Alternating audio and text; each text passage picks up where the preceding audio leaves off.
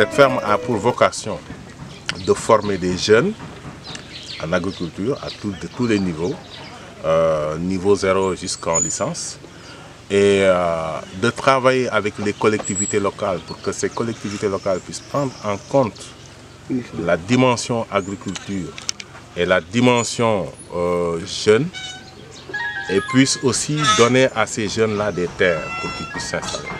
Après la formation, ces jeunes sont accompagnés pour leur installation et faire en sorte que le travail qu'ils vont faire dans leur village soit un travail de démonstration de pratiques agroécologiques reproductives, performantes et maîtrisables.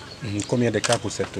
Bon, ici, nous sommes sur 3 hectares en premier temps et 5 hectares de l'autre côté. Vous avez vu, vous voyez que des cocotiers, c'est parce que c'est un arbre qui se porte très bien dans cette localité. C'est valable partout.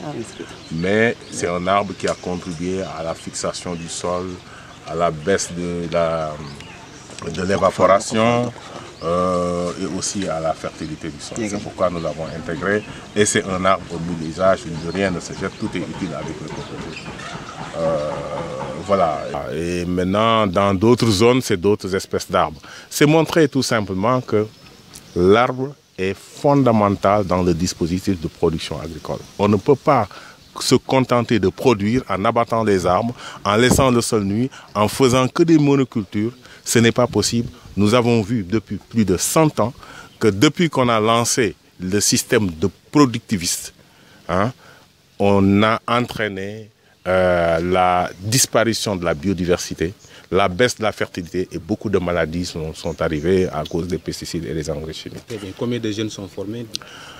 Bon, je pourrais dire on est sur la 5e promotion. 5e promotion, je peux dire à peu près plus de 200 jeunes ont été formés dans différentes localités. Il y en a qui sont en Casamance, il y en a qui sont ici, d'autres qui sont à Tasset.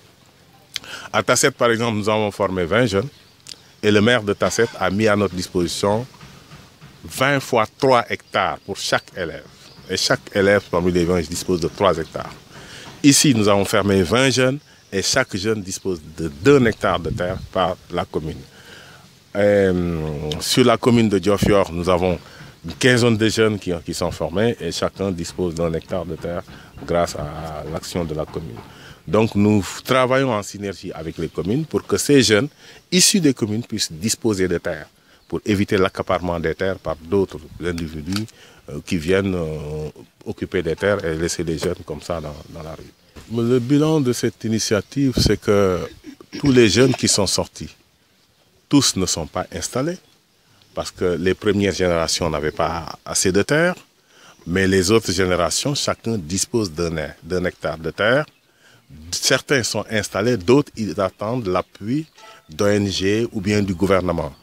À part la visite du président et le modeste appui que M. le Président de la République nous a offert, 20 millions de francs pour la ferme, nous n'avons pas vu de suite des structures du gouvernement qui sont là pour accompagner les jeunes. Beaucoup sont partis, ils nous ont promis beaucoup de choses, mais les jeunes sont là, ils attendent. Et ça, c'est vraiment regrettable. C'est vraiment regrettable parce que l'État est en train de faire d'importantes choses pour la politique de la jeunesse, mais on ne sent pas derrière les structures de l'État qui viennent accompagner. Et pourtant, le président de la République a bien parlé, il a bien dit, il a expliqué, mais ça, c'est regrettable. On essaie de voir maintenant au niveau des partenaires, des ONG, etc., pour aider les jeunes. Ils n'ont besoin que d'un puits, et un puits qui fait 4 mètres, 5 mètres de profondeur. C'est tout. Ils ont le capital végétal, le capital animal, etc. Ils ont l'hectare de terre, mais un petit coup de pouce permet à ces jeunes-là de partir. Vous savez, quand on voit depuis les indépendances jusqu'à nos jours, au départ, à la sortie de l'école, on avait un emploi tout de suite. Maintenant, on voit ce que l'école ne peut plus absorber ces jeunes. Combien de diplômés qui sont? Et les entreprises n'ont plus d'emploi à donner. On ne fait que des stages. Moi, je pense que l'agriculture est la seule alternative actuellement qui puisse régler le problème de l'emploi des jeunes. Et pas une agriculture industrielle, mais une agriculture écologique, durable, performante et maîtrisable. Et vous savez que nos terres ont été détruites par cette agriculture industrielle. Vous voyez, le sol est très pauvre. Ici, c'était un sol extrêmement pauvre, c'était un terrain de football. personne n'en voulait. Et nous avons réussi à transformer en oasis. Et pourtant, les paysans sont là, ils peuvent le faire. Et c'est possible de retourner vers une agriculture beaucoup plus durable, beaucoup plus intéressante, plus rentable. Et je pense que c'est l'avenir. Alors, je te dirais tout de suite que je suis un disciple de René Dumont et de Cheikh Anta Diop et de Amadou Hampâté Bâ. Je suis défini entre ces trois individus. Je n'ai pas besoin d'être riche, d'avoir beaucoup d'argent. Je n'ai pas besoin de poste. J'ai besoin de vivre sainement et durablement ici. C'est tout. Et je suis tout à fait tranquille là où je vis. Et je pense que je veux transmettre à ces gens-là, au lieu de passer ton temps à accaparer, à vouloir avoir toutes les choses en même temps, mais de vivre sobrement, comme on l'appelle, la sobriété heureuse. Bon, ne pas se laisser pris dans l'engrenage de la surconsommation ou du consumérisme. Voilà. Et votre formation et puis la maturation. Moi, j'ai été professeur d'histoire-géographie. J'ai tout laissé, j'ai été animateur d'ONG et d'Action. J'ai accompagné Aide-Action à Hambourg dans la mise en œuvre de la réforme de l'éducation. Donc avec les constructions d'écoles, les formations pédagogiques, etc. Mais je n'y croyais pas. Je dis, mais ça mène à rien. Ces jeunes-là, combien de jeunes vont aller à l'université? Quel est le pourcentage? Et quel est le pourcentage à l'université qui va réussir? Il faut trouver des emplois. Des emplois, c'est-à-dire il faut des métiers. L'agriculture, la maçonnerie, le sport, tous les métiers qui permettent aux gens de travailler et de gagner leur vie à la sueur de son front. Mais ce n'est pas à force de diplôme, de master, qu'on va régler les problèmes des choses. Vous voyez à Dakar, quand les jeunes sortent des universités, vestent, cravates, avec les trucs, mais on les mène dans le ciel, dans les étoiles. Ils rêvent. Ils rêvent qu'ils vont devenir ceux-ci. Et à la fin de la formation, ils seront bardés de diplômes, mais ils ne peuvent rien faire. Et c'est ça, c'est catastrophique. C'est ce que le président de la République a dit quand il est passé ici. Et je pense qu'il faut vraiment qu'on change de paradigme. La maturation du projet. Alors, c'était un rêve. Hein. Ça a démarré en 86. Parce que moi, j'ai commencé l'agriculture en 81 dans les jardins de Colobane. J'ai travaillé avec Enda Pronat, qui a assuré ma formation en agriculture écologique. J'ai été un peu partout dans certains pays africains pour voir un peu comment ça se fait, au centre Songhai au Bénin, en Côte d'Ivoire, au Nigeria. Et chaque fois, j'apprenais chez les paysans des choses. Et je voulais en faire un centre de démonstration agroécologique. Ce centre de démonstration agroécologique, avec toutes les pratiques, les techniques, comment montrer au monde paysan qu'on peut changer les choses, on peut adopter une autre forme d'agriculture qui n'est pas ce qu'on connaît, l'arachide, le mil, tout simplement, mais qui permet de travailler 12 mois de l'année au lieu de travailler 3 mois pendant l'hivernage. Après, on croise les bras, on attend des pluies hypothétiques avec des sols qui ne sont pas fertiles du tout et avec des rendements qui baissent, avec un prix sur le marché qui baisse. On ne peut pas s'en sortir. Et j'avais aussi besoin de spiritualité dans ça.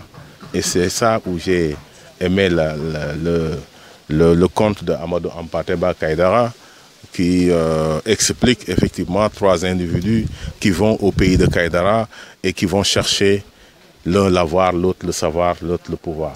Et seul celui qui avait choisi le savoir a pu réussir. Donc je me suis dit que ça pourrait nous aider. Les élèves, ils le font en classe. Dès que tu entres ici, il faut que tu maîtrises le compte initiatique de Kaïdara. C'est un compte initiatique. On t'initie à la vie. C'est un code de conduite de vie. Et avec beaucoup de leçons de conduite dans la vie qui vont t'aider dans l'action à vraiment avoir du courage, de l'engagement, de la détermination. Et il faut savoir être patient et engagé. Alors, nous sommes dans la région de Fatick, dans la commune de Fimela. Et je crois que c'est l'une des communes les plus menacées au Sénégal à cause de la salinisation. Vous voyez, si vous regardez la carte de la zone, entre Kobongoy, Samba Diallo, Samba Dia, c'est juste cette poche-là qui n'est pas menacée par le sel. Tout est menacé par le sel. Et il faut des mesures hardies pour que la petite poche cultivable qui reste ne soit pas engloutie par le sel. Et ça, c'est grave.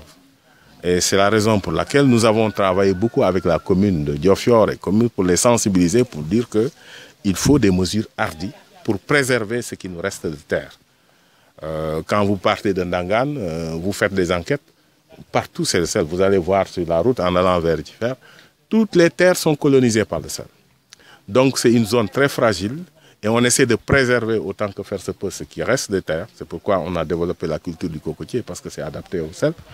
Mais aussi il faut une politique de reboisement intense et soutenue pour préserver les terres de la zone de Fimela. Bonjour, donc moi je m'appelle Simon Blanc, je sors d'une formation de design d'espace et l'idée c'était on a trouvé un petit coin à Dakar dans lequel on a commencé à faire un petit micro-jardin, un jardin artistique pour faire un essai comme ça, se sentir un petit peu par rapport au sol, etc. J'avais déjà ça en tête, j'avais des amis qui m'avaient sensibilisé à la forêt, au monde un petit peu agricole. J'avais un tonton aussi qui travaillait là-dedans, il y avait différentes choses qui comme ça me poussaient un peu à essayer. Donc c'est ce que j'ai fait et Diogop a participé avec moi. Et par la suite, avec une discussion, j'ai parlé avec Khalifa que j'avais rencontré la première fois en venant à Dakar pour mon projet de jeune. Khalifa qui est un étudiant aussi ici mais qui a fini sa formation, sa première partie de formation. Il m'a parlé de l'école de Kaïdara, ça a fait tilt et après j'ai cherché à le recontacter pour en savoir plus.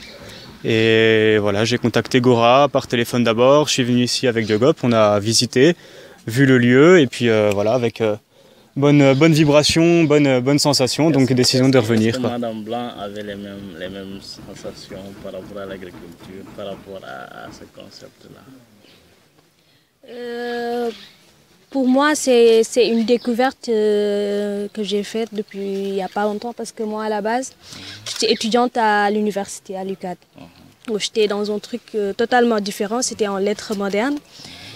Mais avec des recherches, avec des questions que j'entends souvent, écologie, environnement et tout, j'ai commencé à m'y intéresser, donc à faire des recherches. Après, lui, ayant quelques connaissances, il m'en a parlé davantage. Donc voilà, avec la rencontre de Khalifa et tout, on s'est dit pourquoi pas nous aussi nous faire quelque chose. Donc avec cette formation. Et oui, il y a différents projets. Et moi, la formation, elle est pour moi vraiment intéressante. Je pense qu'il faut y venir en ayant envie de chercher quelque chose, de trouver quelque chose et de faire quelque chose. Pas venir voilà, comme ça, juste pour le fun. À partir du moment où il y a un début de vocation ou une recherche, il peut se passer de belles choses, ça c'est sûr. Déjà voilà, c'est un oasis par le lieu même. Et puis après, il y a aussi un personnage comme Gora qui est là pour dispatcher des connaissances qui viennent d'un vécu assez important. Et puis voilà, plein de plantes, de l'effort physique. Et puis on sent que derrière, voilà, il y a tout aussi une philosophie. Tous les acteurs de l'agroécologie, c'est quand même des personnages qui ont la patate, quoi, qui ont des implications politiques, sociales, philosophiques importantes. Donc tout ça, ça porte aussi les élèves, c'est fort. Et les perspectives, du coup, il y en a différentes. Pour moi, personnellement, ce serait arriver à lier ma formation de design d'espace avec l'agroécologie. Par exemple, j'aimerais bien que le design agroécologique, ce que j'appelle le design agroécologique, puisse subvenir sur des terrains d'humanitaire, par exemple. Voilà, qu'il puisse y avoir des liens entre ça et ça. Il y a aussi des propositions qui sont faites. Là, pour l'instant, il y a des discussions pour peut-être avoir pensé à une installation après la formation. Déjà agir en tant que jeune formateur. Alors, c'est des questionnements, mais moi je pense que c'est intéressant de pouvoir faire des ponts. Donc pourquoi pas voilà, agir, essayer d'agir, on verra comment, mais peut-être France, Sénégal. Je pense que c'est là qu'il y aura une richesse à faire aussi.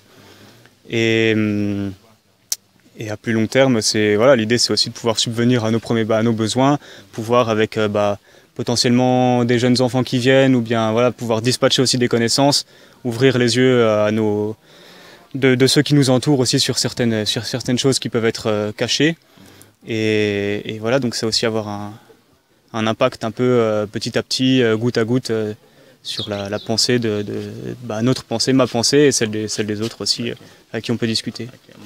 Et pour les perspectives, moi c'est plus pour le moment, comme je viens de découvrir. J'aimerais finir ma formation ici, Inch'Allah et tout, mais ne pas m'arrêter juste sur ici et me former ailleurs aussi, avoir l'étude d'autres sols, pour avoir le maximum de connaissances et après pouvoir le transmettre comme Tonton Gora. Et pourquoi pas avoir un Kaidara 3, Inch'Allah. Ok, merci.